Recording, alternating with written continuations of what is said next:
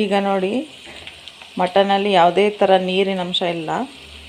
ಇದರಲ್ಲಿ ಮಸಾಲ ಹಾಕ್ಕೊಳ್ಳೋಣ.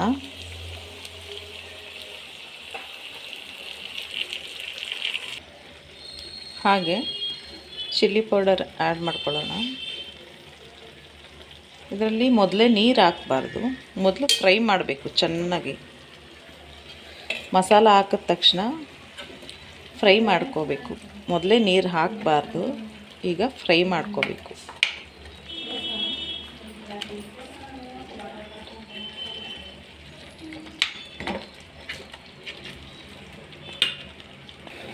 ನೋಡಿ, ನಾನು ಚೆನ್ನಾಗಿ ಕಲಸಿದ್ದೀನಿ. ಇದನ್ನು ಮಸಾಲ ಹಾಕ್ಬಿಟ್ಟು ಇದನ್ನು ಒಂದು 10 ನಿಮಿಷ ಬೇಯೋ ಥರ ಮಾಡ್ಕೋಬೇಕು. ಮೊದಲೇ ನೀರು ಹಾಕಬಾರ್ದು, ಚೆನ್ನಾಗಿ ಡ್ರೈ ರೋಸ್ಟ್ ಥರ ಮಾಡ್ಕೋಬೇಕು. ಮಸಾಲೆ ಎಲ್ಲ ಚೆನ್ನಾಗಿ ಬೇಯುತ್ತೆ. 10 ನಿಮಿಷ ಆಯಿತು. ಈಗ ಸ್ವಲ್ಪ ನೀರು ಹಾಕ್ಕೊಳ್ಳೋಣ.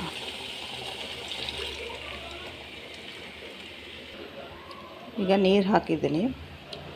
ಈಗ ಒಂದು ಅರ್ಧ ಗಂಟೆ ಸ್ಲೋ ಫ್ಲೇಮಲ್ಲಿ ಬೇಯಿಸಬೇಕು.